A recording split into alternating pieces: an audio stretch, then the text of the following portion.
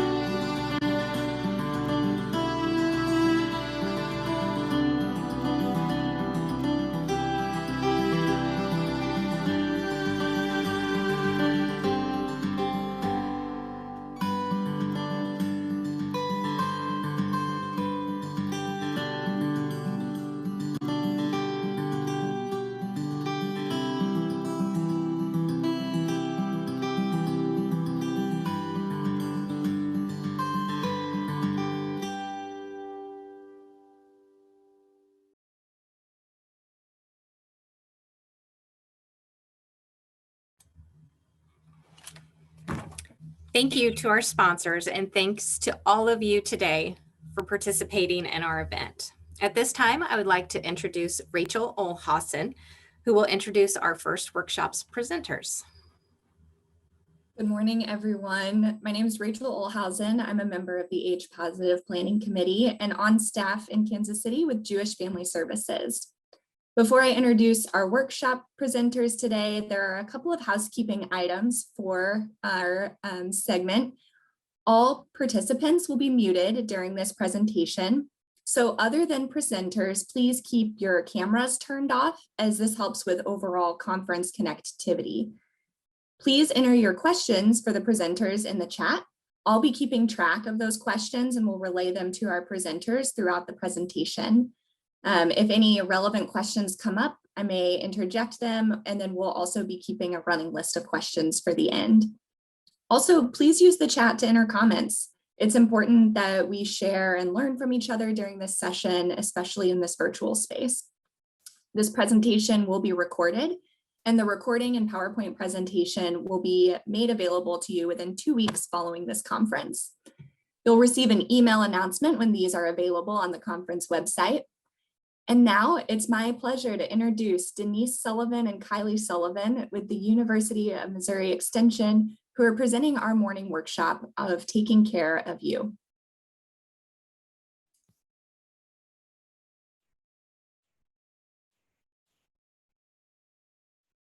Good morning, everyone. We're happy to be here this morning. I am Denise Sullivan with University of Missouri Extension. I'm a nutrition and health education specialist. I'm based in Jackson County, serving the urban west region. And Kyleigh, I'll let you say hello. Hi, my name is Kyleigh Sullivan. I also work for the University of Missouri Extension. I'm a human development and family science specialist, and I'm located just south of the Kansas City Metro. And I wonder if I'm not sharing the right screen at this moment. It's good. It's good. Okay. Okay. Okay, because it does not look right on my end, but that's okay. That's a minor detail. Yeah, if it doesn't look right, I will let you know. You know, that's one of the complicated things about the virtual world, but we're tackling it head on. And just in case you're wondering, this is a question Kyleigh and I often get while we're presenting. No, we're not related. Just fantastic coworker that I have the pleasure of being able to work with. We're going to present to you a segment of our Taking Care of You program. In its entirety, this program is about 8 hours of content, and it's really appropriate for service providers and community members. We've done it kind of both as like professional development, but also just that self-care and self-development. Go ahead and advance a slide, Kyleigh, if it's working right for you.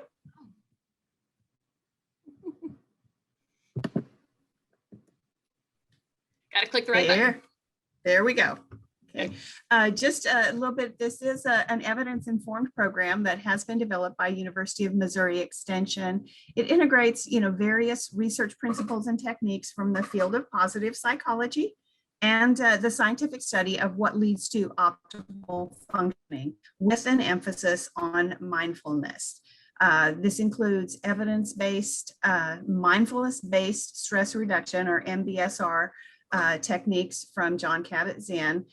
Those are included but have been adapted just a bit because as MU Extension, we work not only in urban but also rural settings and try to make that modifiable so that everybody gets it, no matter where this program is presented across the state of Missouri. The program also includes concepts from Bill Hetler, the National Institute of Wellness, who I've been following for many years, and John Travis. What just important to note, what Taking Care of You is not. It's not designed as group therapy. So that we always like to put that out there too.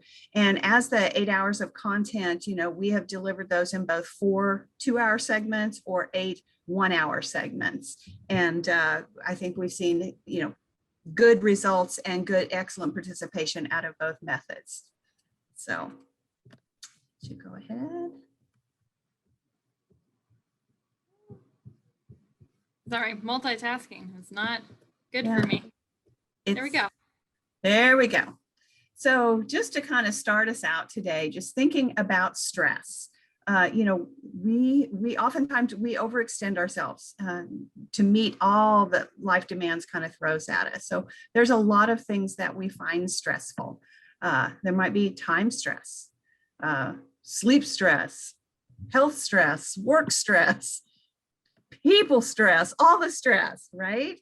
So, all of these things. And so we've included some activities to hopefully make this a little bit more interactive. And we do really want your participation. And we're going to launch that first opportunity. We have a poll that just kind of like to have you participate in, and you can select more than one of things that stress you, that are stressful for you. So we'd like you to find your way to that poll and just participate in that, and let us see what is stressing our participants out.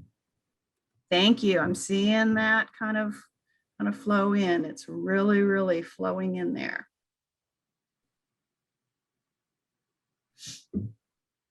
And I know that it's difficult if you're on a tablet or a device. Sometimes it's hard to find these. So everybody's doing a great job. We've got about 65% of our audience that's dropped things in, and it's still moving. Yeah, I'm seeing in the chat that world stress has been a real thing this last year, and I couldn't agree more. And Heather, it sounds like, would like to add an other box, things I cannot control in all facets. And I agree with that. Oh, and I just saw one flash before my chat. I don't have my chat box open, but Zoom stress. Isn't that the truth? Yeah. Okay, we're at about 82%, 83%. It's climbing. It's slowing down, but thank you all. I think we've kind of stalled out. Oh, nope, still a couple more trickling in. Yep, 87%.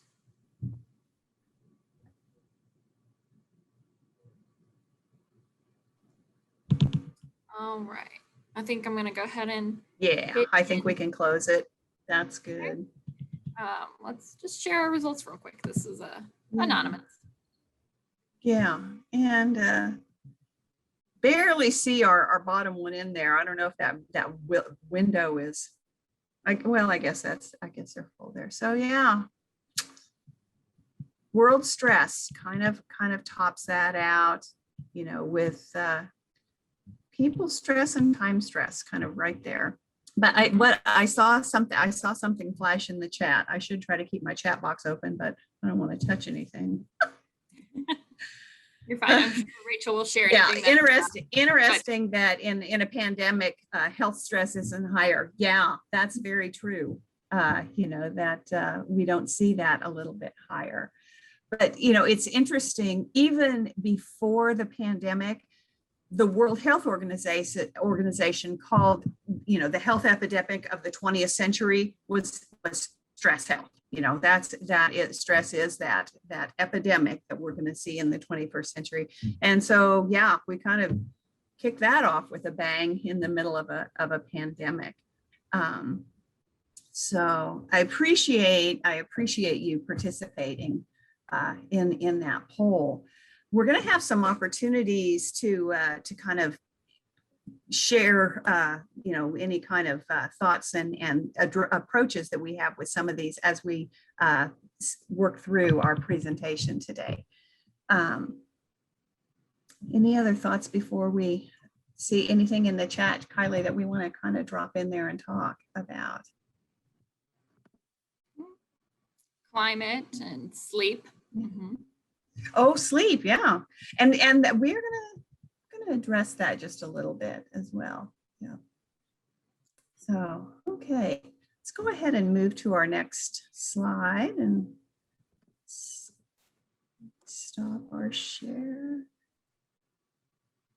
Oh, I see Debbie Gwynn has taught social media. Yeah, and that's one of those things as we think about putting parameters on things.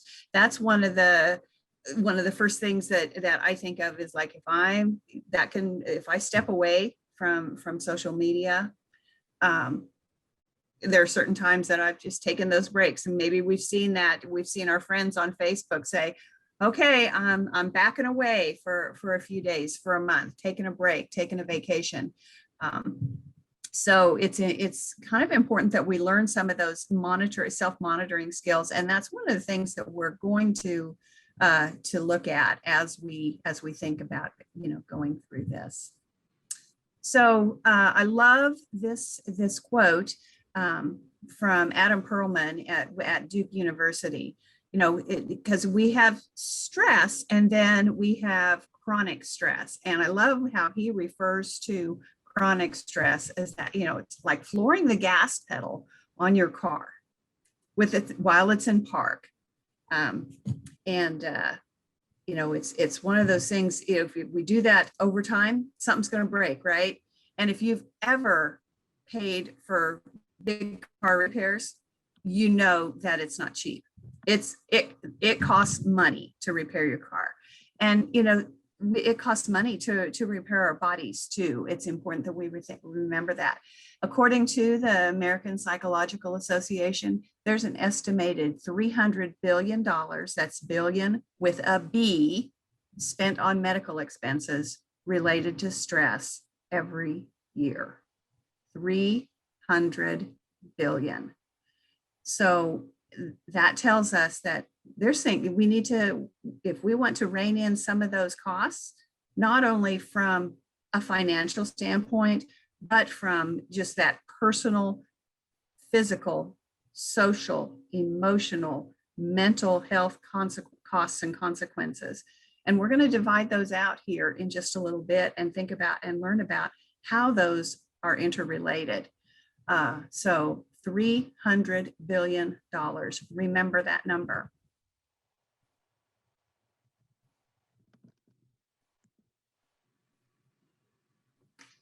When I do this presentation in person, I usually have my actual water bottle. I'm holding it up. Now, if you have a water bottle, if you have a water cup, your coffee cup, I want you to, my funky virtual background, I want you to lift that up. Okay, lift your that water bottle, that coffee cup up. Hold it up above your head. Okay, I want you to really hold that. So how much does that bottle of water weigh? Your coffee cup, your water cup. Okay. I mean, we really don't think about what it weighs, and it may not seem that heavy. Okay. Just holding it there right now. But if I asked you to hold that all the way through our presentation, how do you think your arm would feel by the end of it? Kylie's already shaking her head no. Mine is full, right? It's full. Ice and water. Okay. It's not how light or heavy something is. What really matters is how long we're holding on to that, how long we're holding that up, because the longer anything is that you hold something, whether it's light, whether it's heavy, the longer you are holding that, the heavier it becomes. And so as we think about, what things we're holding on to, what things that we're stressing out over. Okay. So what we want you to do right now, I want you to just think about what's stressing you right now. I mean, and Kyleigh's going to do some annotating here. I want to know what you're holding on to right now. What are you thinking about? What is going on in your mind right now? And go ahead and drop those things in the chat. And if you're comfortable, if you feel comfortable with that. But we want to just kind of get us a chance to think about what's going on. Okay, 3 Zoom calls today.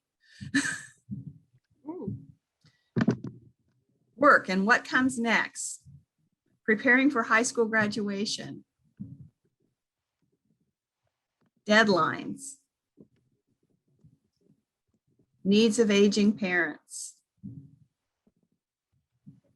Attending, oh wow, they're flowing in fast now.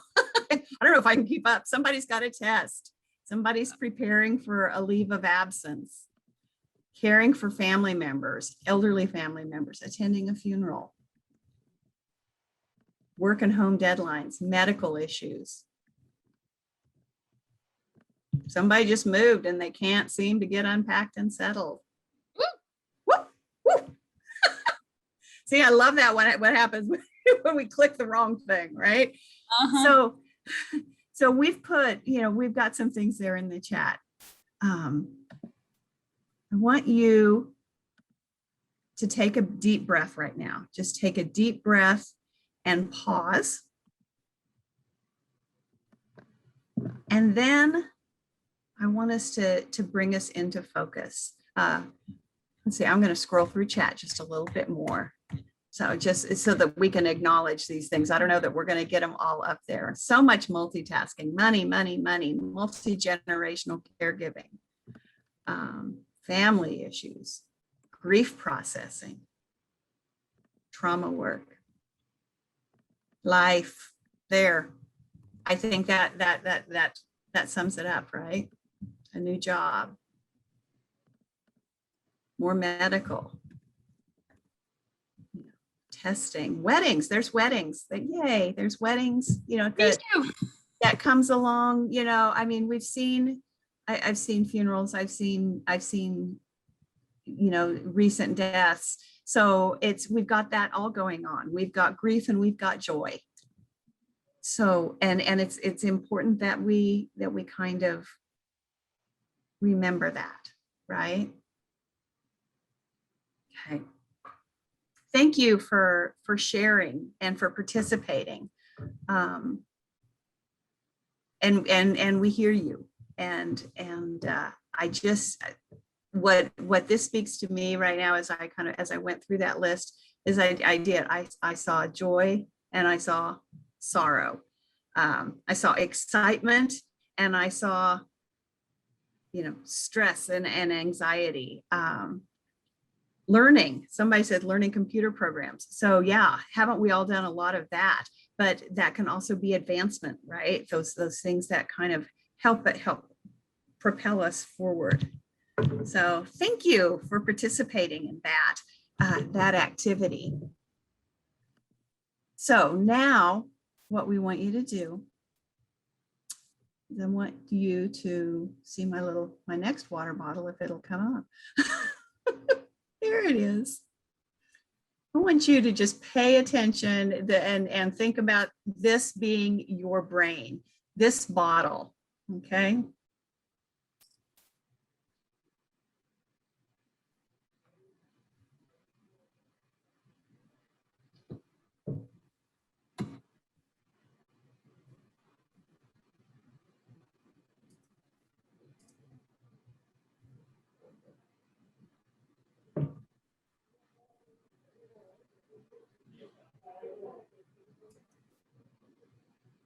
I want you to just take a few seconds, calm your mind, let those things settle, and maybe just put them away for the rest of our presentation. All of those things that are swimming in our mind, just let them go.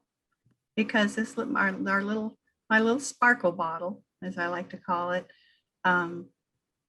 that's something that we use with this program in person, and I keep it on my bookshelf because sometimes I just need to just shake that and look at it and settle and use that as a focus point to help me kind of chill out and just get a little bit calm. So that's what I want you to do as we move along for the next little bit of time. So, and I should have checked the chat, see if there's anything in there that we need to address before we go on. No. Okay, so we're going to introduce you to the iceberg of health. If we think about our health like being an iceberg, at the very tip of that iceberg, what we see, that's me right now in this moment. Now, I think we've probably all seen the movie Titanic, okay? It hit the iceberg. They saw what was up above, right? But what was down below is what did the damage. And, our health is really a lot like that. And so when we think about, the tip of the iceberg with our health, we see that bit, we focus on that bit above water. What's happening right now in this moment? That's really that's what represents our health as what people can see. Maybe, we've got, cold or flu or allergies. I watch my allergy thing go off on my phone app every day, my weather thing telling me what I'm going to be watching out for, right? Maybe we've got some pain, some fatigue, heartburn, some tension.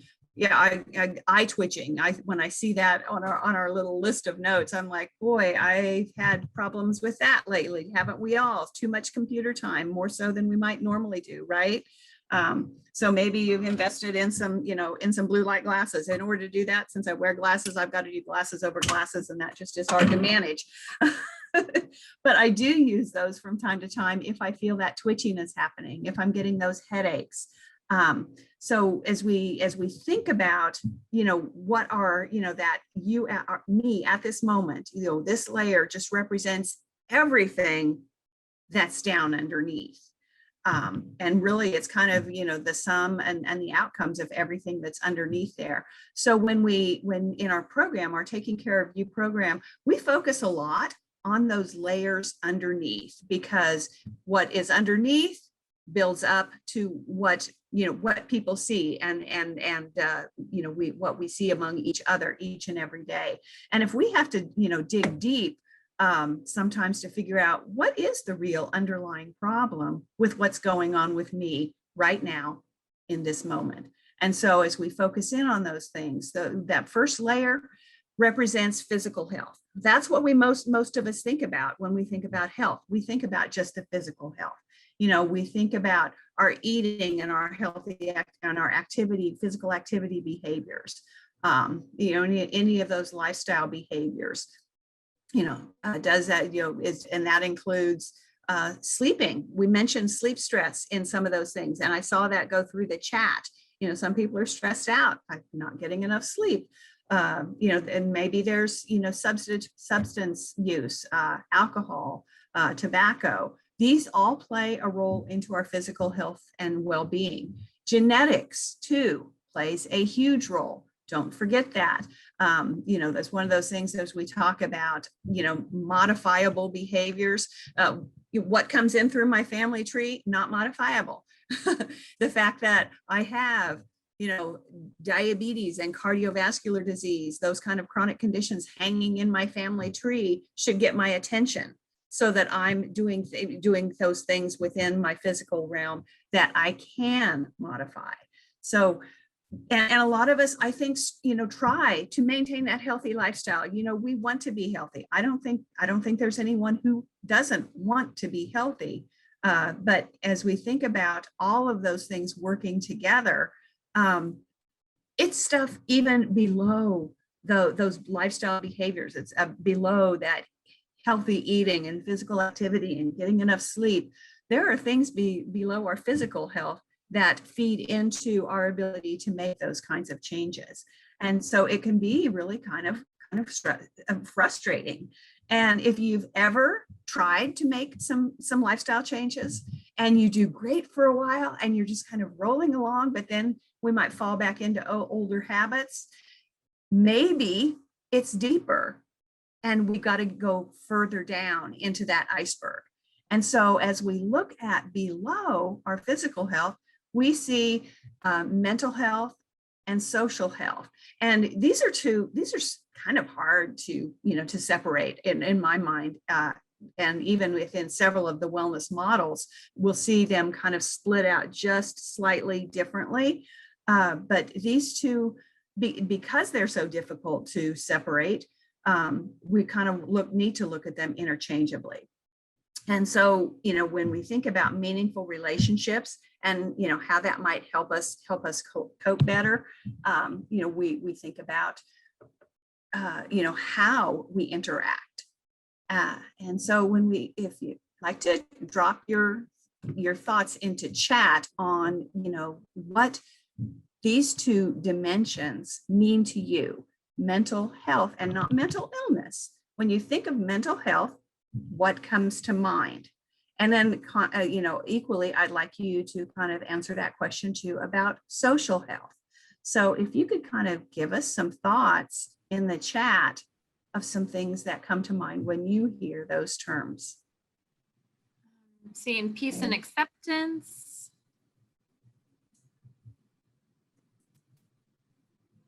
Mental health, being content with my current status. A balance. You guys know where we're going, don't you? Yeah. Well-being. Uh-huh. Social health, having friends to do various activities with. And somebody jumped down to spirit health, wholeness is how they look at that. Mindfulness, calm. We'll get there. And they're starting to come in, so I'm not going to catch them all, but Yeah, social health, right. feeling like I have enough You're- support externally or outside of myself. I think that's a great definition. Calm, orderly, awareness, feeling good. Love it. Thank you. Thank you for sharing those, your thoughts with us. Because as we think about how these two work together, social health and having that contact really plays into mental health, right? And I think we've seen that a lot over this last year, with the pandemic and people feeling isolated, and we're seeing some mental health struggles among when we couple that with isolation. So as we just are very mindful and cognizant of that, if we are mentally healthy, we're more likely to be socially healthy, and vice versa. If we're socially healthy, we're more likely to be mentally healthy as well. So those two, very difficult to kind of separate, because they do overlap so much.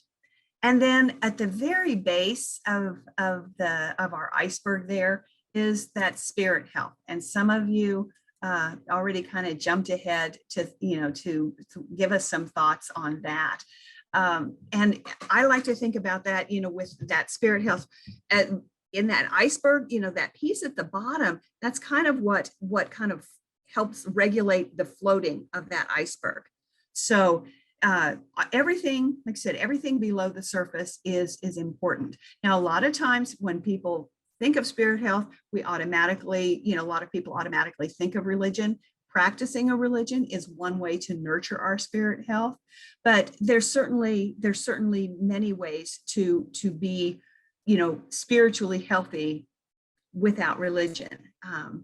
And I see someone, I see the chat right now, being one with Mother Nature. Yes. And being, just being conscious of creation, and that makes me think of, the more things that we're seeing in research of being barefoot in the dirt and in the grass, and how energizing that can be. And there's some fascinating research going on with that right now. And so I think, when I see people posting pictures of the beach, their beach vacations, and making me jealous, I'm thinking, toes in the sand. I think there's got to be something just very, very, spiritually and emotionally healthy about that. So thank you for your input on spirit health, reflection and meditation. Yes. Those are things that can bring us in tune with our spirit health. And that's a kind of a great segue into, actually, I'm getting a little ahead of it, but that's a nice segue slide into the direction that Kyleigh is going to take us next. And she's going to give us another view. Oh, before we leave this, I also want to notice what's going on around us in that sea of iceberg. We've got the interaction then of culture and environment, within that iceberg and within our health and well-being at this moment. And that's huge. When we think about particularly this past year with the pandemic, I think we've taken on a different kind of culture in terms of what being healthy and being well looks like. And I think that if there's anything that's good that's come out of the pandemic, I'd say that is one of the things that we've really stopped to examine, what social isolation does to people from a total health perspective. And that's changed a little bit of our culture around this topic. And I think it's made some of these things, easier to talk about and learn about. And so when we see this shift in culture, we're starting to see some shifts in environments, in micro cultures, in homes, in workplaces, in community, as we think about how that all is going to interact with people's overall health and well-being. So Kyleigh, I'm going to let you take it from here and fill in any gaps if I've missed something. I don't think you missed anything. We're just going to kind of focus now more on that interaction amongst these dimensions now that we have good definitions of what kind of counts for each one of those. And as Denise mentioned earlier, mental health, it can be just defined and broken down so many different ways. So you'll see on this screen that they consider mental health both that emotional health, but also our intellectual health, which I think is important to consider, especially amongst this audience where we focus on the health of folks as they get older and keeping them intellectually engaged as well, but also focusing on that emotional health that exists too. So we want to think about how these things are interrelated. And if we ignore one or more of the dimensions of health, our life can become a little unbalanced. If you think about it like a bicycle, if you take out one of those spokes, what happens to your wheel? Start to wobble a bit, right? So if we want to look outside, so one example of this connection would be that if you take care of your physical health by eating well and exercising, but then you neglect your social well-being, your physical health may still suffer. You may get sick easier, have higher blood pressure, or you may sleep poorly. Things like your environment, like sitting all day for work. I actually, in another class that we teach, we refer to sitting as the new smoking, if that is a light bulb moment for anybody out there. That if you're sitting all day, that can negatively impact your physical health, but it could be beneficial for your intellectual health if your job is intellectually stimulating, right? If it's not, then it could be negatively impacting both your physical health and your intellectual health. If you work with folks that you enjoy, it could be a positive for your social relationships. Or if you have a boss, I know nobody on this call would have a boss that produces more stress or anything like that, has any kind of negative interactions with them. But that could be a negative impact on your social relationships or your social health. As mentioned earlier, culture. And we want to think about that, as Denise talked about, in our internal kind of more micro environments, but also like our larger cultural shifts. So for me, and my age is part of this, I remember smoking sections in a lot of restaurants when I was a kid, but I have hardly ever been asked as an adult if I wanted smoking or not. The most recent time I was asked that, I really was confused. I kind of forgot that was ever a thing, because our cultural norms around that health activity or lack thereof has shifted so much. Denise, somebody asked, and I don't know if you know exactly, but do you know, or do you suggest to folks in this class how often they should stand up and walk throughout the day?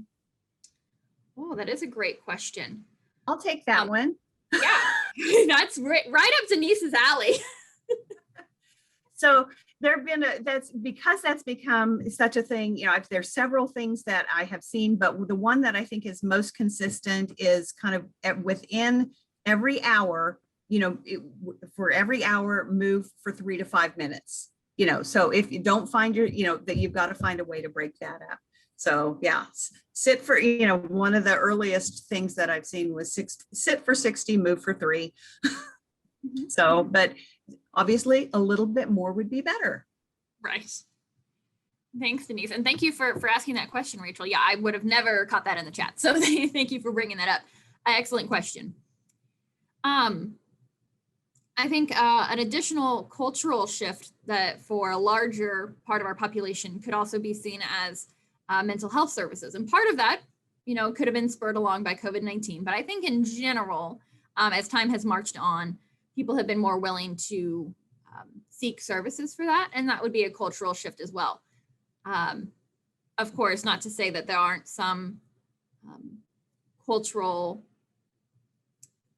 populations that still they have other ways of managing their mental health. So of course, keeping culturally competent and considering what that person or that culture believes to be best for them, totally support that. But I'm just seeing a shift towards acceptance of potentially the intervention for mental health. So as we can see, one activity or one place, environment that we're in can impact all of our dimensions of health at one time, both positively, negatively, across the board. So the next thing we have, and you should have received an email first thing this morning with some handouts. That's great. If you have that, you might want to pull one of these up or print them out real quick if you have access to that. If not a huge deal, no worries. But we're going to look at this document. If I can get to the right screen. There we go. Advance. Okay, so this is what we call the wellness wheel in our class. And I'm going to kind of walk you through this as we go.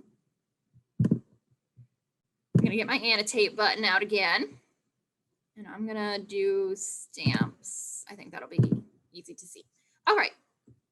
So as you can see, we have each of our dimensions again. We have physical, we have mental, broken down by emotional and intellectual, which I know they could be two different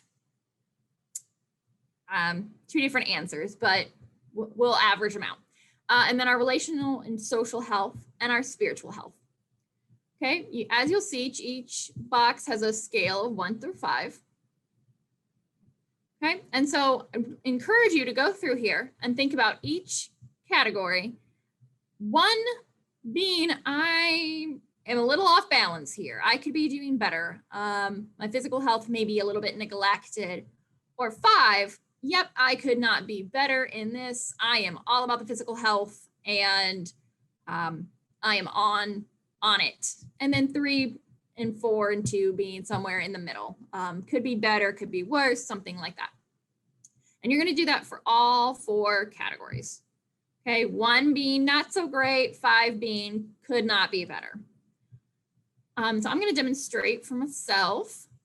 I think I still have my annotate option. Okay, so I'm going to say, and I cheat and I use halves too because I like to. So I'm going to say my physical health is probably 2.5 right now. I'm going to say my emotional and intellectual health is probably pretty up here. My relational and social health, I'm going to go here. And spiritual, I'm feeling here right now.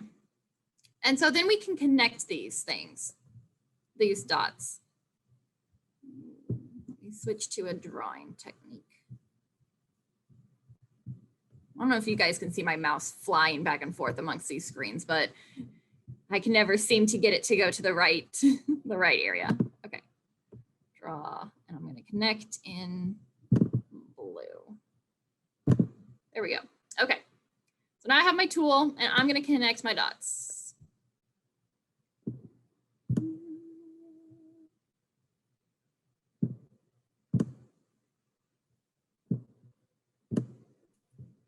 I'm just going to say I'm always impressed with Kylie's annotate skills. She rocks it. Thanks. All right. So there's my wellness wheel. And like I said, it's called the wheel. So if we go back to our bicycle analogy, do you think my wheel's going to roll right now? Looks a little wonky to me.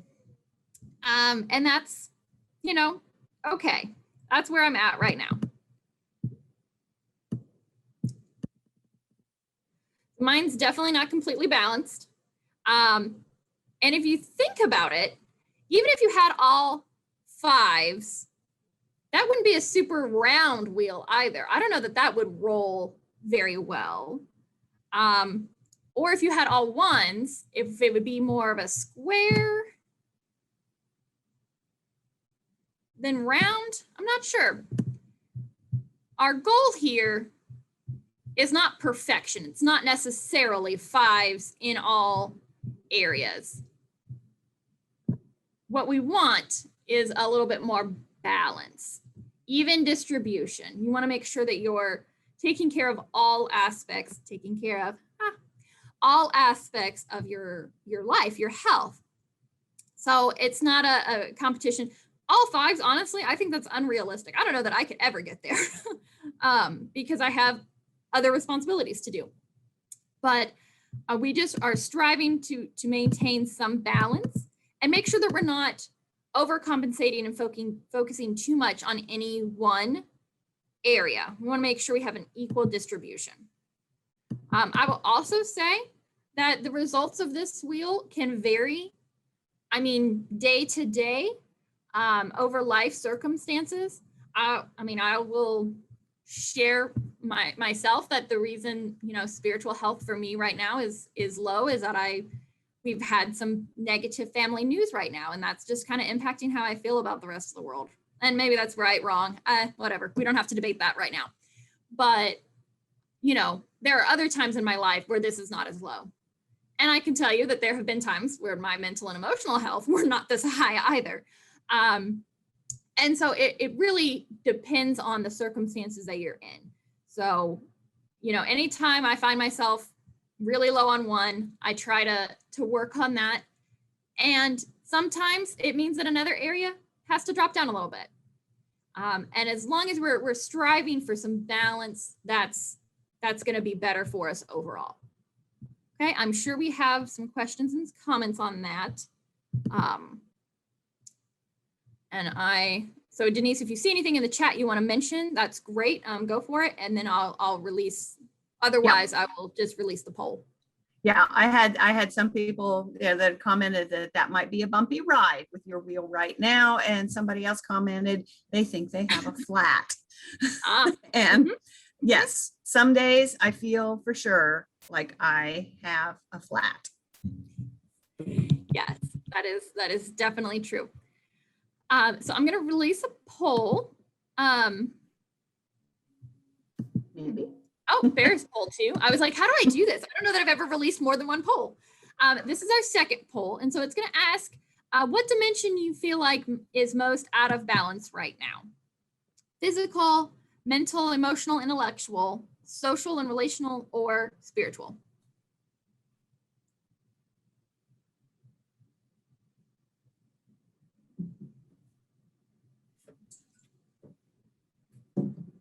Rolling in. Oh yeah, we're about 50%.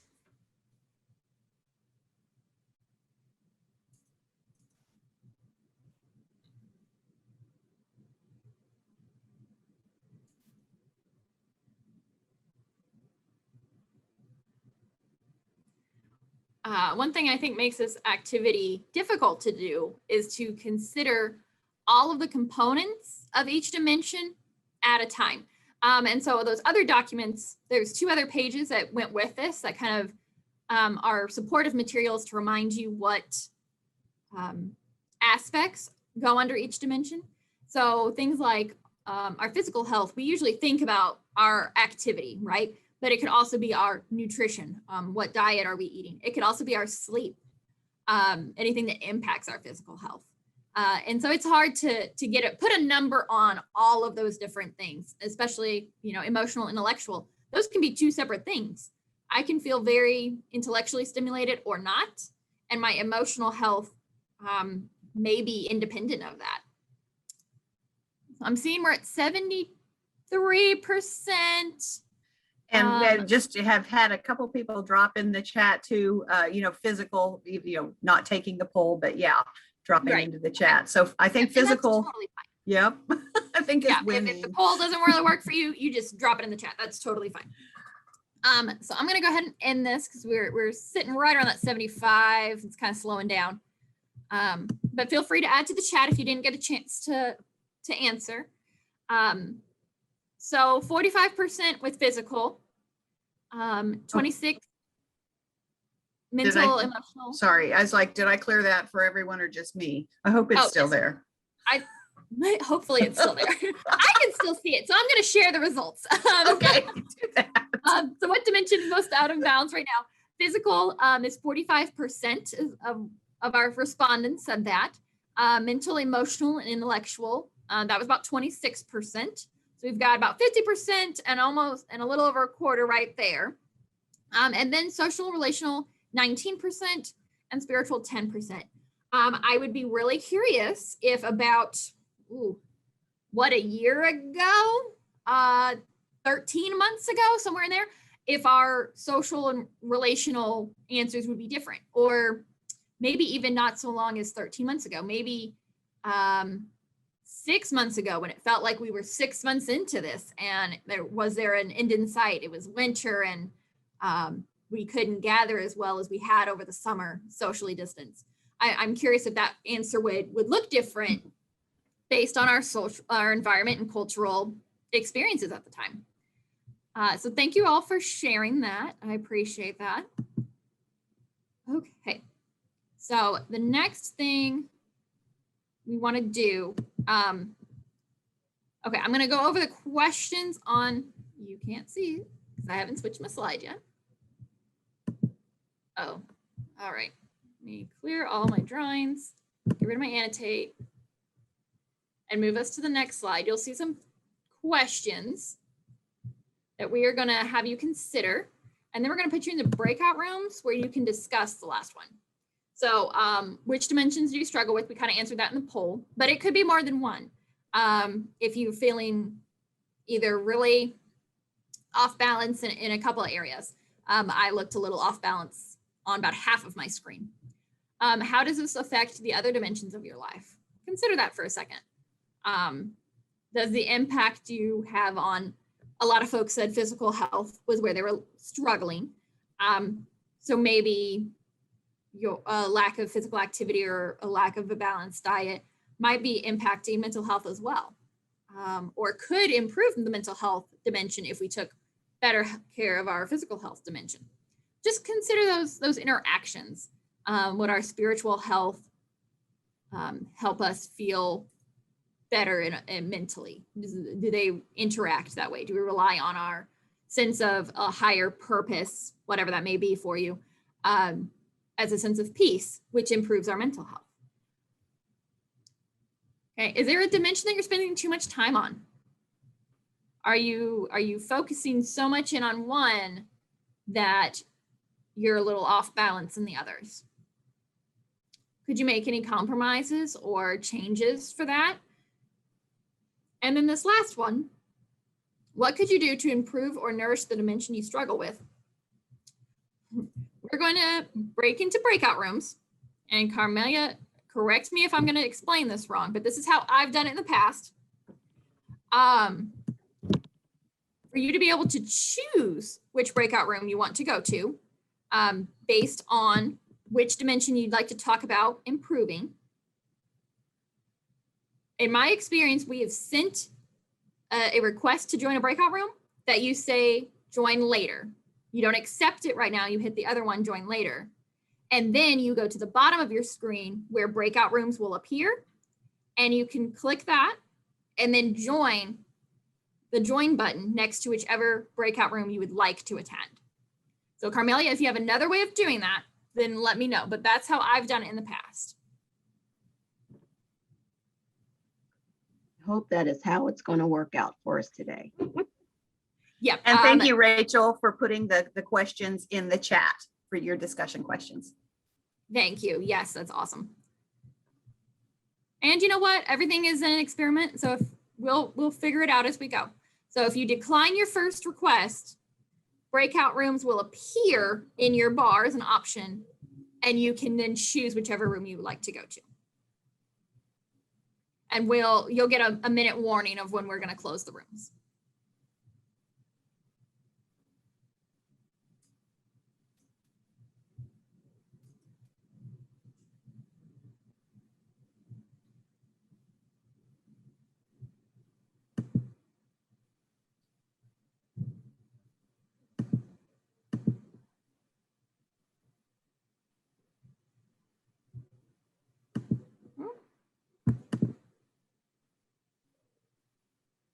Okay, so it looks like some people are getting it. Awesome. This is so exciting.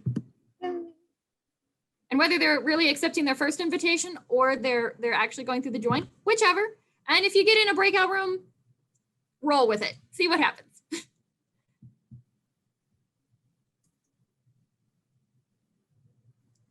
Oh. One thing I don't know that we considered, Denise, is how large only 4 breakout rooms would be for this number of people. Yeah, it could get big, but I also thought there, might even be some people who didn't choose. True. Not a worry. But I'm seeing them flow into, all the different ones.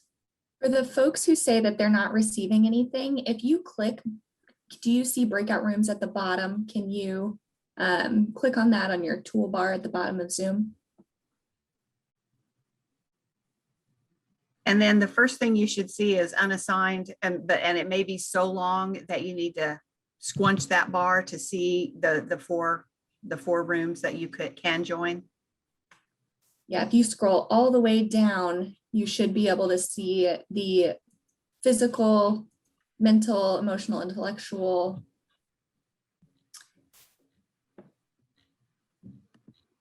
No breakout rooms at the bottom. Let's see. We also might be able to assign you to a breakout room. And so if folks will mention what breakout room they want to go to, I can assign you and try to send you there. But just have some patience as we go ahead and send you into those rooms, because if all the chats come in at once, we'll just kind of slowly start to go down and assign you there.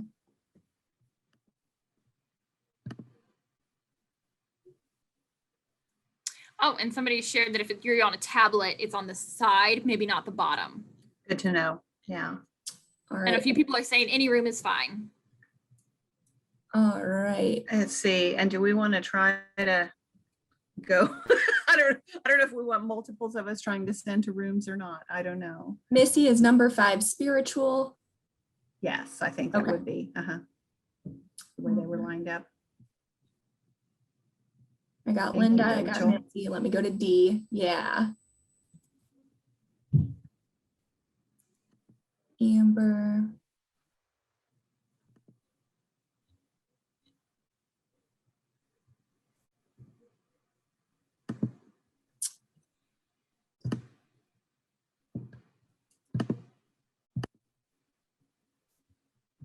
You look like you're going down pretty good, Rachel. I was going to try to help, but it's like as I was looking at that, they disappeared. So No problem. Looks like you got Heath.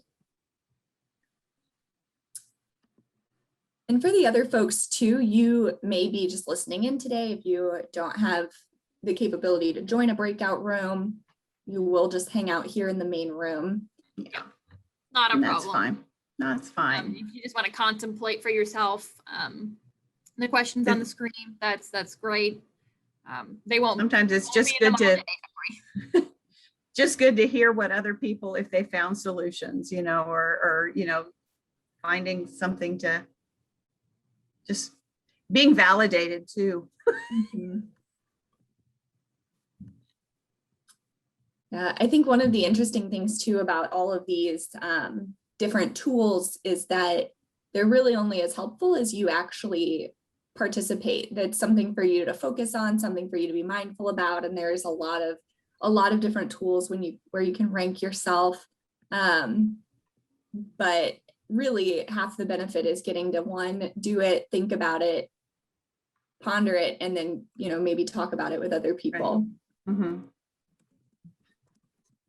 And I think one of the things too is just, don't try to change everything at one time. And we're so prone to want to try to do that. But we know if we focus, we're more likely to see success. Yeah. And perfectionism is definitely something that runs rampant in our culture. Absolutely. Not something you can attain. And I think often, I know for myself, I approach any of these activities with a sense of high achiever, perfectionism, a sense of like, I need to do this not necessarily just to be present, but to get it done and to make it right. And so that's really actually not the right mindset from which to do that.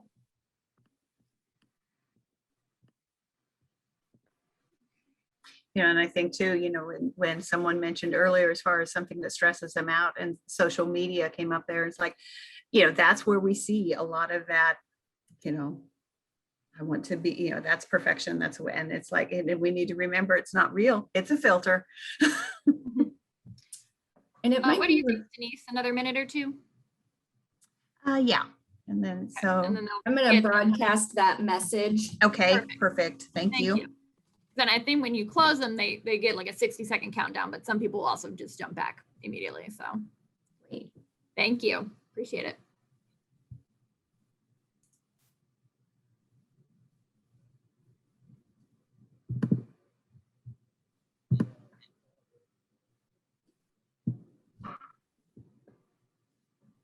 Now it looks like a lot of people just got assigned 2 rooms. Okay. Hopefully that was okay with them. I'm guilty. That's okay. That's okay. Thank you, Amelia. Not a problem. Some people might just go, oh, how'd I get here?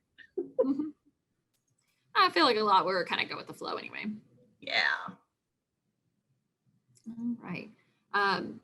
Maybe we go ahead and start that 60-second countdown. Yeah. Rejoin. Hopefully that's not too much whiplash for the folks who just got sent. Yeah. Yeah. It'll wake them up, keep them alert. Yeah. I'm on your toes. I wouldn't be surprised if on a new update for Zoom someday it's a more clean way to assign yourself to a breakout room. Yeah. I imagine that will be something they update.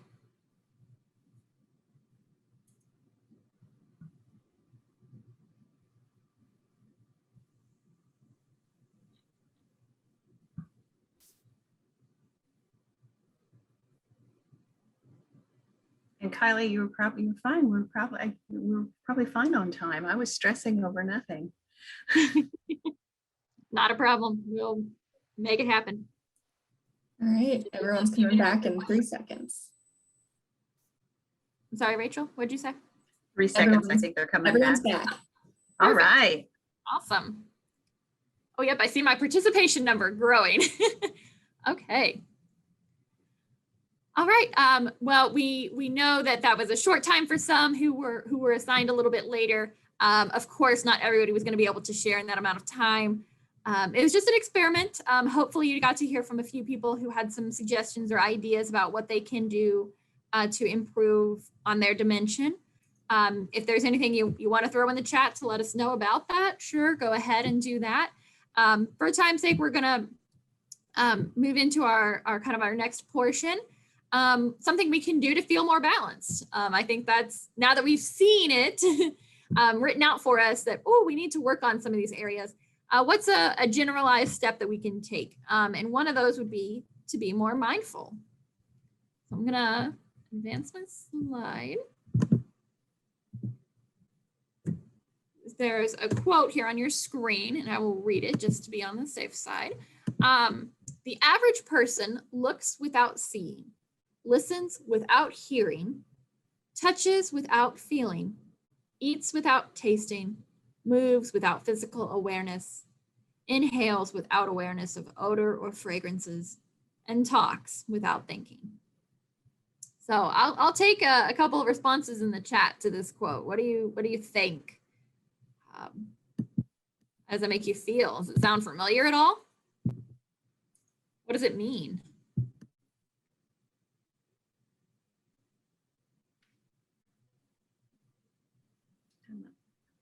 Oh, there it is. To be so more mindful. We do so automatically. Mm-hmm. Yes, it sounds familiar. Okay, glad I'm not the only one.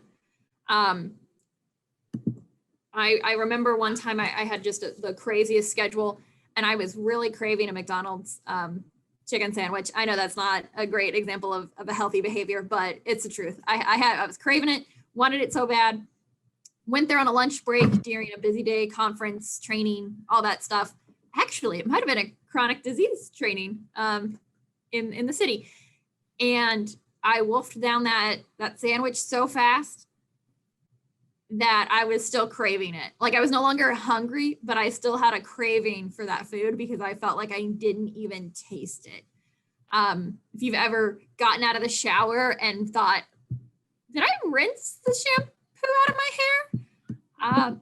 It's because we don't always remember. We call that mindlessness. Get that pulled up as well.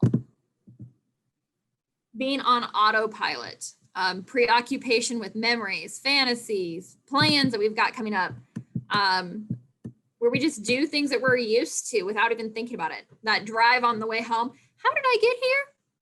We just did it because we knew how to do it. Living mechanically without passion or excitement. Not living in the moment, reliving the past or worrying about the future.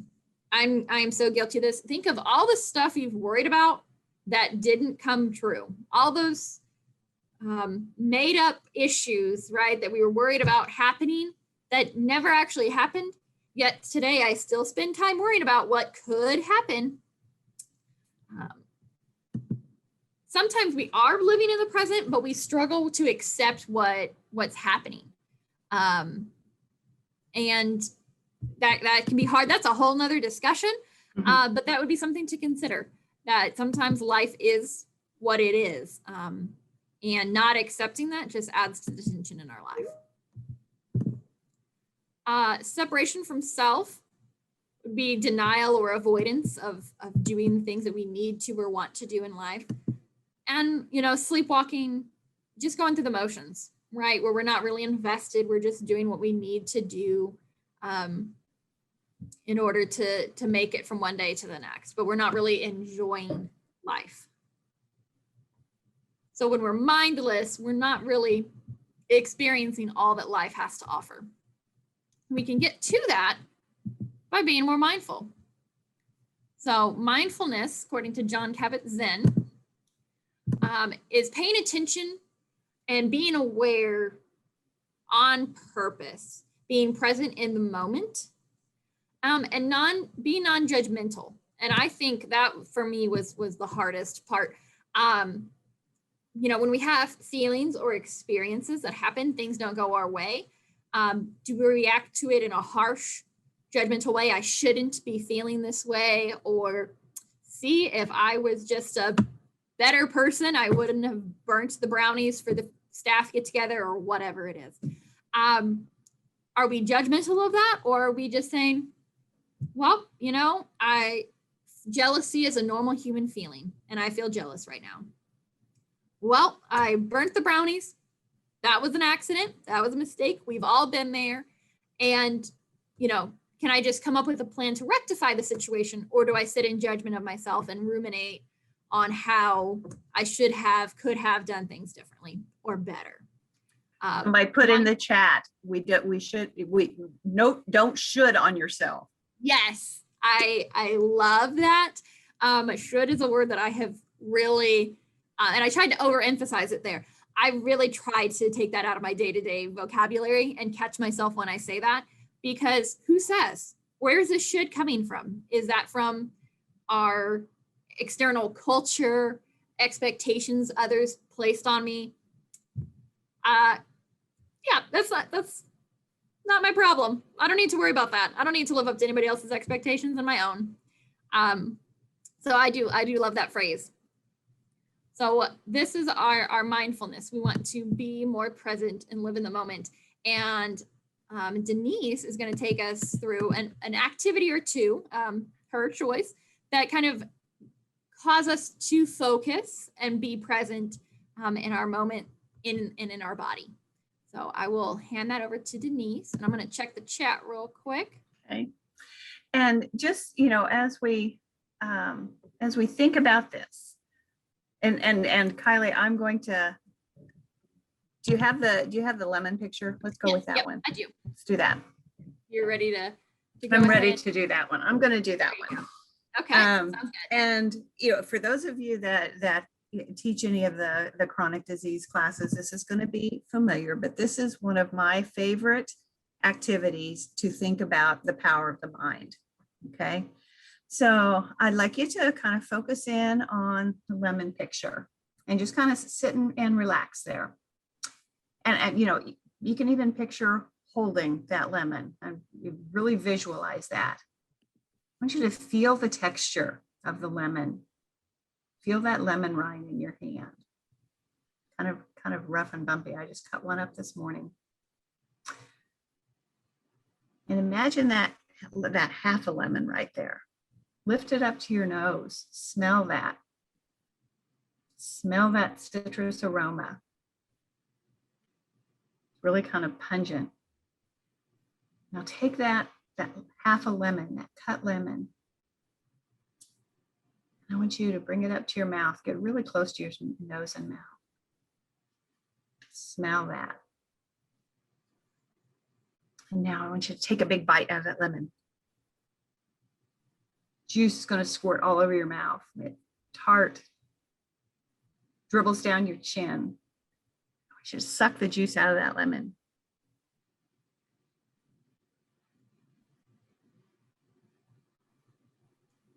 Okay, put the lemon down. Love to hear what happened with you right there. Even as I talk to it, I get a reaction. I get this thing right here, the back of my jaw, that tightness. Okay. Anybody else feel that? Oh, somebody said their lips went back to their ears. Yeah, yeah. Puckering. And Okay, we Rachel's did not have watered. a mouth watered. Mhm. Instant puckering. I said, ugh, out loud. Love it. Great. Love it. Shriveled up. I get that. Jaw tightness. I get that jaw tightness every time, just right there underneath my, my ears at the back of my jawline. Folks, we didn't have a lemon. We imagined that and we did that with our mind. That is what being mindful can do for us. To really pay attention and to harness the power of our mind to help us make changes. So thanks for indulging me in the lemon activity. Kyleigh knows it's one of my favorites. It is. She loves it. And I love having her teach it. She's great at it. Ooh. We're going to go through that one, pass on that one and move along. Oh, okay. There we are, I think. So, one of the things then, as we think about that, not only is mindfulness, a critical feature, but one of the others critical features is resilience. And, we have heard that word a lot in the last year as well. And so as we think about, resilience and what that really means, it's another strategy that can help us to just overcome some of the adversity. And that's why we've seen that resilience. So Kylie's going to talk us through a little bit more about that as well. Yes. I guess we're going to start with a fun little video though. That's right. Yeah, we have a little video. May look familiar to some of you. Oh, I don't know that I shared my sound. Let me know. Weevils wobble, but they don't fall down. Weevils wobble, but they don't fall down. Look at the wobbly train and the push-along wobbly car. Then on the swing, Pepper's white. Except you. Yep, I clicked a button and I didn't realize that clicking on one screen stopped the other. Weevils wobble, but they don't fall down. Have a big Weevils toy range. Okay. Sorry for pausing that in the middle. I didn't realize that clicking one spot would do that. I don't know how many of you have ever heard of the Weebles, but the creators of the class, Taking Care of You, just loved the idea that Weebles wobble, but they don't fall down. And what a better emulation of resilience in humans, right? Life hits us with all kinds of expected, unexpected, welcome, unwelcome events. But do we let it knock us down, or do we wobble a bit, but keep on going? So resilient people feel a sense of control. They don't blame outside sources for their failures or problems. They have strong problem-solving skills and identify as a fighter or survivor, not a victim. They ask for help when needed it. That's not a sign of weakness. That's a sign of awareness within yourself. They have the capacity to make realistic plans and follow through with them. They manage their emotions effectively. Notice I did not say they don't have emotions. They just manage them well. Okay? They can embrace change and remain optimistic. So in our Taking Care of You class, we talk about these principles and we kind of work on these skills throughout those sessions of how to manage our emotions more effectively, what our problem-solving skills are, remaining optimistic. And that's kind of where we're going to end today. Remaining optimistic would be having an attitude of gratitude. I think those two just go right along. Gratitude is an antidote for stress and negative emotions, and it brings about hope. If we focus on what we are grateful for presently, we are less likely to be ruminating over the past or worrying about the future. One additional handout that you received is a space where you can write out things that you're grateful for. And as you write, you'll likely experience an elevated mood because as you feel those, recognize and remember those feelings of appreciation and positive memories, your body your brain puts your body back in that moment and you'll start to feel the way that you did at that time. So remind yourself of these things whenever you're having a hard time. And this activity is also really neat to do over time because from day to day and through the seasons of our life, you'll see changes.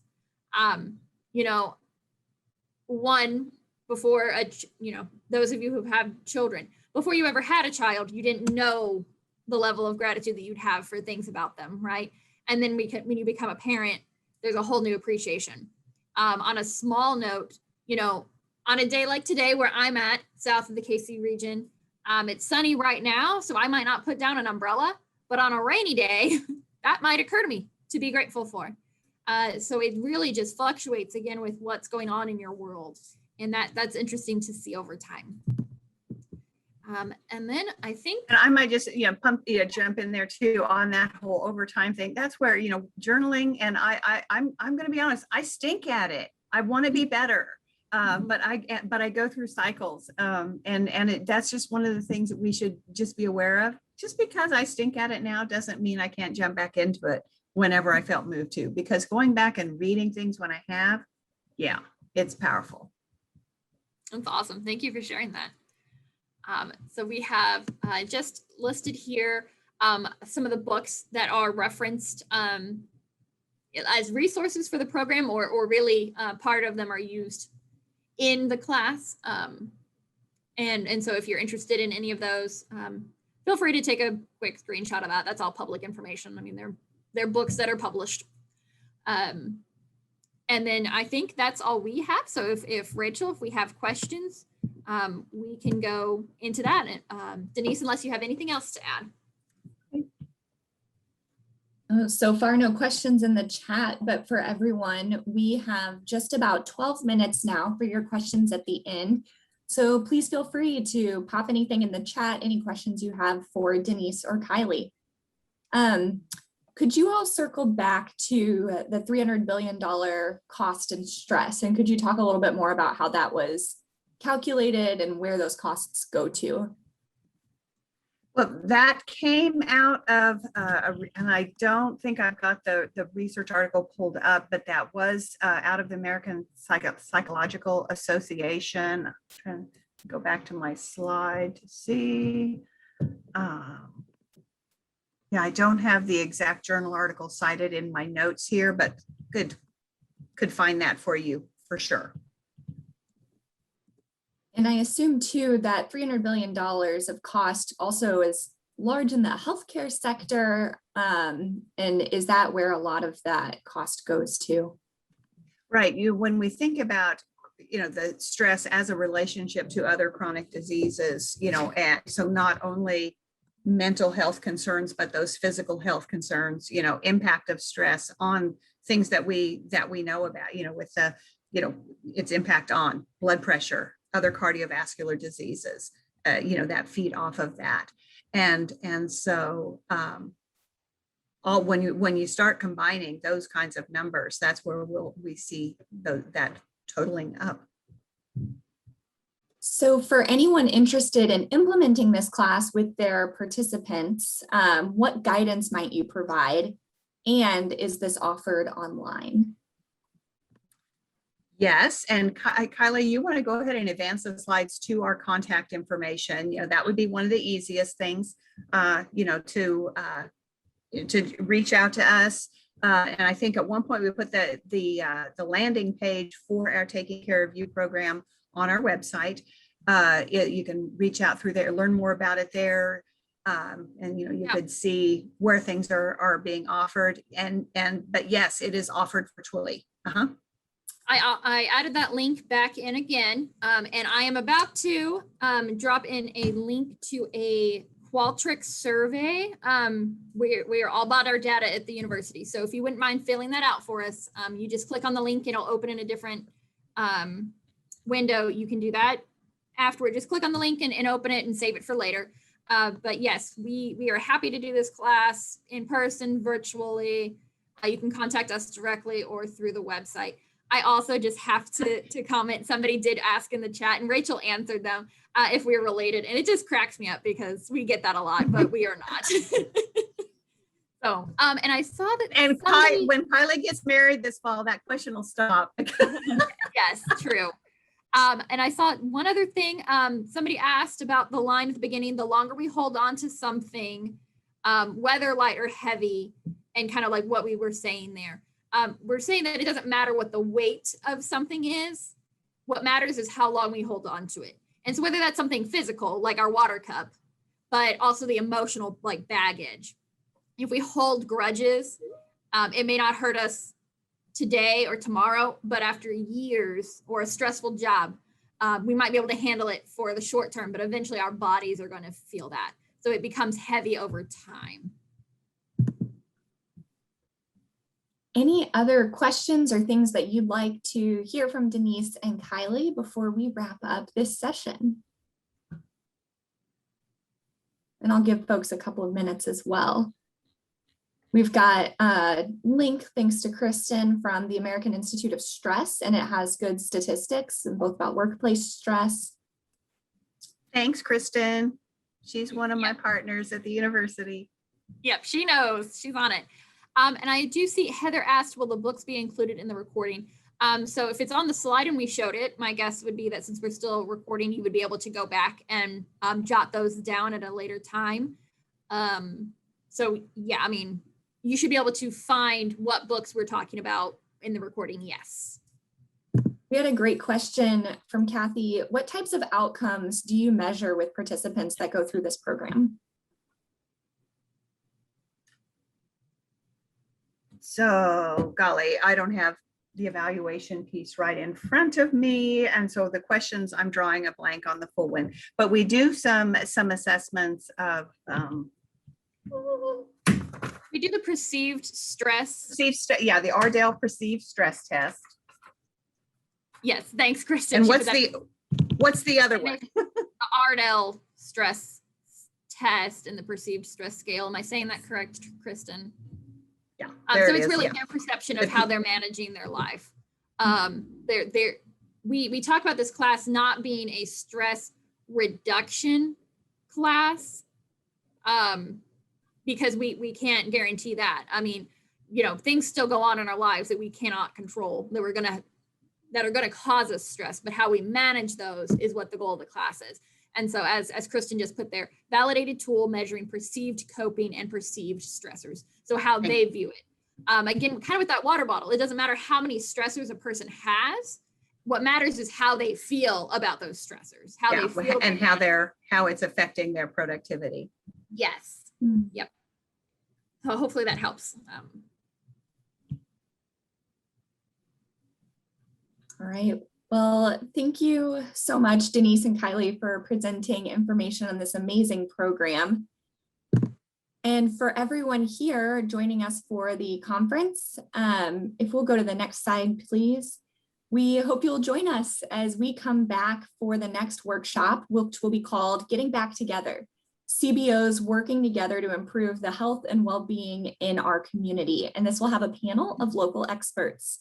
The workshop will begin promptly at 10:45, and look for an email this afternoon with a link to participant evaluations from this morning's workshop. So thank you so much, everyone. Enjoy your short break with an extra 5 minutes, and we will be back together at 10:45.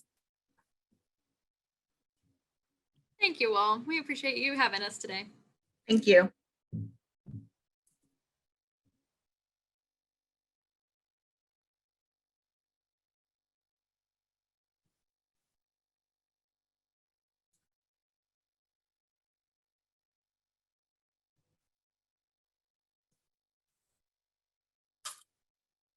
It looks like some folks are doing this, but I'll just go ahead and